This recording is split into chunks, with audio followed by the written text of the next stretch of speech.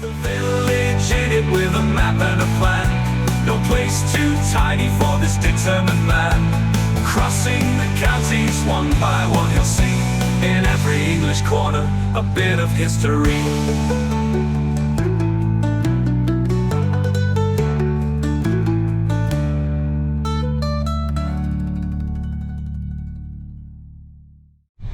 Hello folks, welcome back to Hambleton for the last time this week. Now you might remember on Wednesday I said I like a decent view, and in this village you certainly have one of those. Look at this.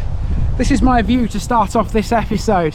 I'm on a very narrow back lane here which leads to a church, and this is the view you get from just outside the churchyard. Isn't that wonderful? It's the A19 you can see in the distance over there, and we'll be walking up that road in a short while. This is the village and the parish of Thormanby.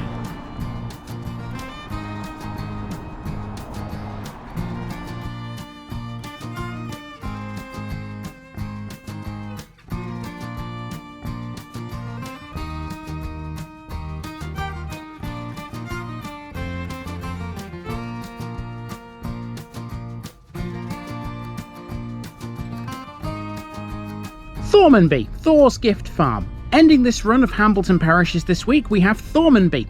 Like Birdforth, which is just a mile to the north, this one lies on the A19 between Easingwold and Thirsk. The name is probably one of the most interesting things about this little place. Thormanby derives from Old Norse, and we're not just talking any old Norwegian personal name here. It's linked to Thor, the god of war himself. Thormanby is the modern version of the word Thormotha and the anglicised version of the modern Norwegian word Tormod. It literally means Thor's gift, and that can be interpreted as mind or courage, or maybe even both.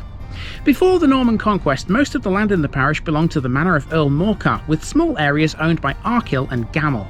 Afterwards, the manor passed to the crown and was granted to Robert Mallet. It eventually passed into the hands of the Neville family, lords of the manors of Sheriff Hutton and Raskelf, who held it until the 15th century.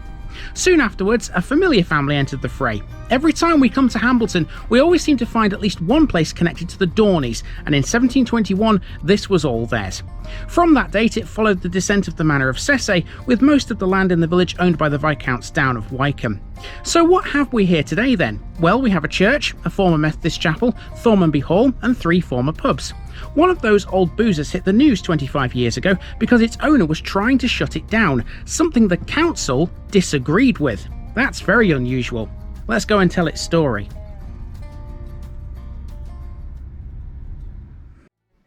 Right then, here's what Thormanby looked like 125 years back, and honestly, there's not a great deal of difference to now.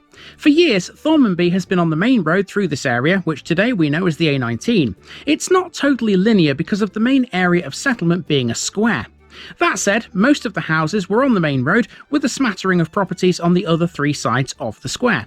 These days, some of those gaps have been filled in. To the east is the church, which has sat in its isolated position away from the main cluster for several centuries. Take note too of the west of the parish. Thormanby's boundaries extend across the farmland, taking in a few bits and bobs, including the old Thormanby Mill, which no longer exists. Let's concentrate on the main village, which will all fit within one frame, always a bonus. That shows how small it is though. The main landmarks are clearly visible here. The church is obvious, that's away to the east on a narrow track. On the main road, now the A19, an inn is clearly marked, and on the square you can see an old chapel, which is now a house. There can be no better place to start our journey around Thormanby than at the Church of St Mary Magdalene, and I think this is among the most beautiful buildings in Hambleton so far.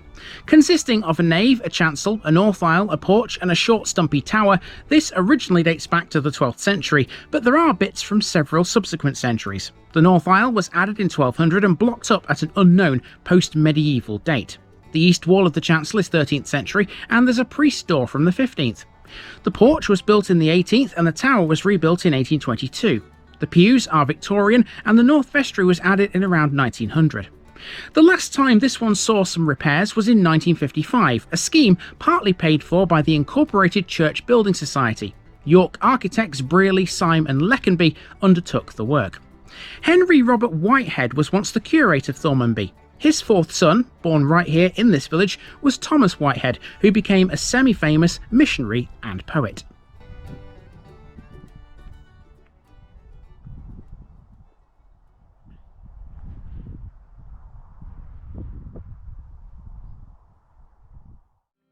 While we're on the subject of famous residents, try this guy on for size. Thormanby was the birthplace of one Harry Pasley Higginson in 1838. He was a civil engineer who was notable for constructing a railway line between Wellington and the Manawatu in New Zealand in the 1880s. After being educated at the Collegiate School in Leicester, Higginson was apprenticed to Sir William Fairbairn in Manchester for 5 years. He then went abroad, constructing railways, canals and waterworks in Russia in 1860 and 61 and in Mauritius from 1862 until 1866. He also did some work in India. In 1872, Higginson was appointed as Superintending Engineer for Railways and Public Works on New Zealand's South Island, where he did quite a lot of work. His work on the Karawau Gorge suspension bridge earned him the Telford Premium of the British Institute of Civil Engineers. In 1882, he was the chief engineer on the Wellington to Manawatu Railway project. The line was completed by October 1886, some 9 months early. He clearly knew what he was doing. However, aside from all the engineering works, he was also famous for something else. He played an important role in the discovery of dodo bones in Mauritius in 1865. Whilst working for the government staff of the Mauritius Railways, Higginson came upon some workers extracting bones from a swampy morass known as the Mare au Song.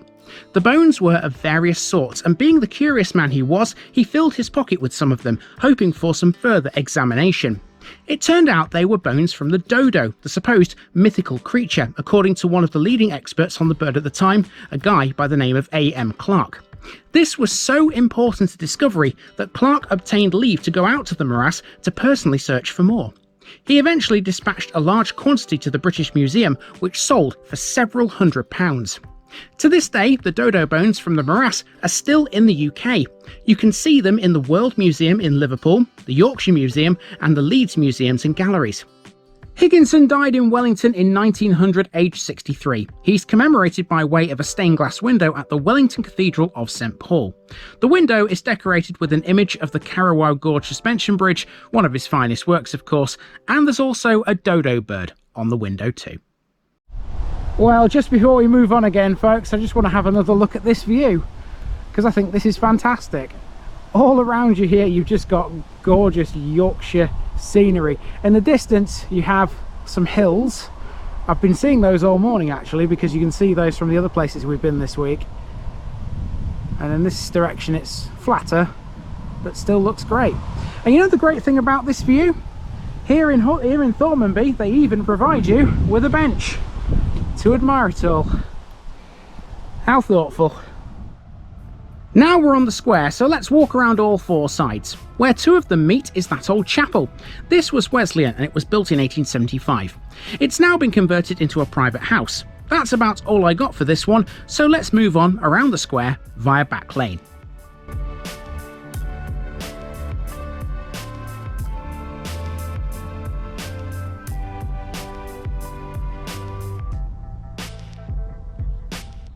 At the end of Back Lane, you're then on Wentworth Avenue. This is where most of the newer houses in Thormanby can be found. As a village, Thormanby grew up along what is now the A19, so understandably, the oldest properties are there. During the post-war period, expansion, logically, radiated from that central road.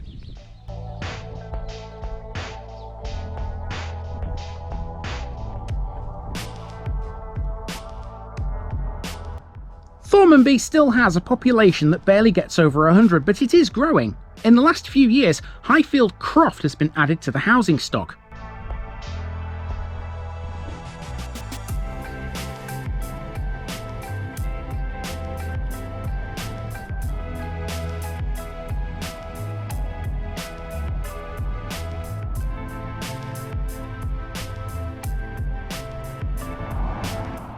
Thormanby has been without an active post office for quite some time now. The nearest one is in Easingwold.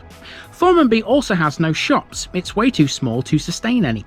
You would have thought that being located on the A19 would act as a distinct advantage. That fact used to be an advantage for pub owners around here. We already know pubs are usually plentiful on the old turnpikes, of course. However, not everywhere can boast an array of inns, and Thormanby doesn't have any these days. There were 3 of them throughout the 17th century and the 18th century though. One of them survived right up until the end of the 20th, but now it's closed. It was called the Black Bull and it's been turned into a house. This has quite the tale behind it.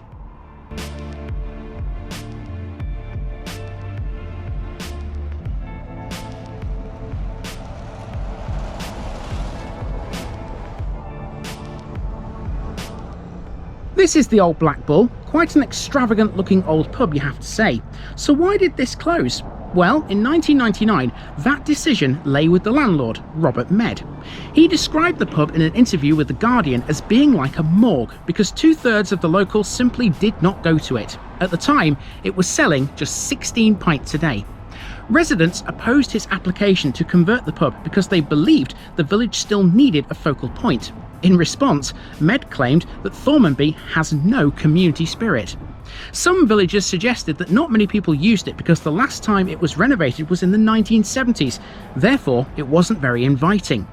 The whole thing was a bizarre battle between Med wanting it to close and the council fighting to keep it open. Usually in that situation, the roles are reversed.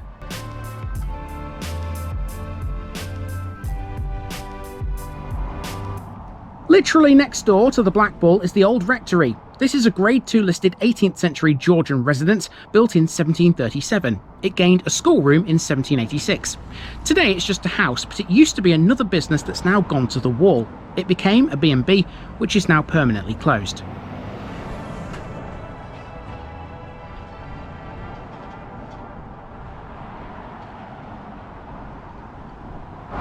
Okay, so we've reached Moor Lane, and this is a good time to tell you a bit about Thormanby Mill and why we're not going to it.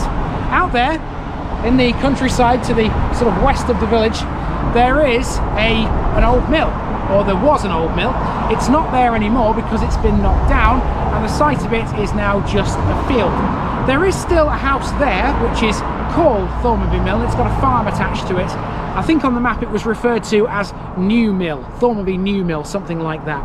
And because it's just a house, there isn't really much point in going to it. It's not actually within the boundaries anyway, because the boundary actually runs between the two sites. The New Mill is actually not within Thormanby, the site of the old mill is, but of course there's nothing there. So because there's nothing there, there's not really any point going down there. What we can do instead though is talk about another house which I found quite interesting. At the end of Moor Lane you have this little entrance drive here. That takes you to Thormanby Hall. Now this has got quite a story to it. Before we reach the end of this walk, we have Thormanby Hall to cover on the end of Church Lane. Although covered in foliage, it's a notable property this. Thormanby Hall stands out from other attractive country homes for several reasons, including its fascinating history. The exact date of its construction is unknown, but this house was part of the Viscount Down estate for much of its history. Within the property's garden sits a stone folly that contains the rose window from the Cistercian Abbey of Jervaux, built in 1156. There's a gap in the abbey's ruins today where it once was. Thormanby Hall has been heavily extended and refurbished since it was built. One extension was added in 1990 in the style and dimensions of St Mary's Church just up the road. The flooring even came from a church in Leeds, and the large 7-foot-high fireplace was made from Wensleydale stone. The property has an emphasis on nature, with the exterior covered in natural greenery. The mature gardens that surround it all consist of beautiful trees, evergreen shrubs and colourful flower beds. In all, this is a stupendous house that has no right being as rustic and traditional as it looks and sounds, but that's the beauty of these Yorkshire villages. They often surprise you.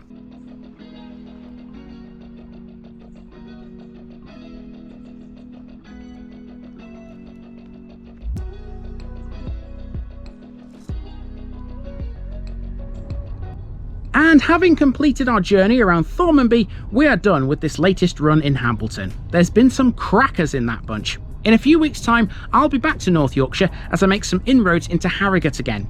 For this year though, Hambleton is done and I'll be back in 2026.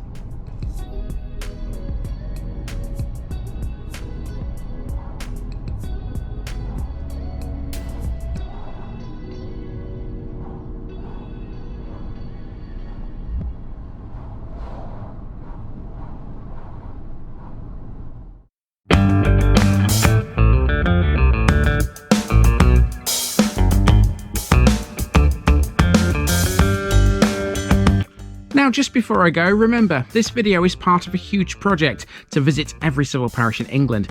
That's more than 10,000. These routes are pre-planned, and due to time constraints, I can't cover every detail or walk down every street. Please don't complain if this video missed something out. I pronounce names how I choose to. I am very aware that local dialect may vary, and I don't take kindly to criticism about this. You've been warned. It's impossible to know everything too. If this video was terrible, make your own. If you're a regular watcher of The Village Idiot, you're not the only one. If you've got a small business, why not use my videos to advertise it? Leave a comment below if you're interested. And finally, thanks for watching this episode, everybody.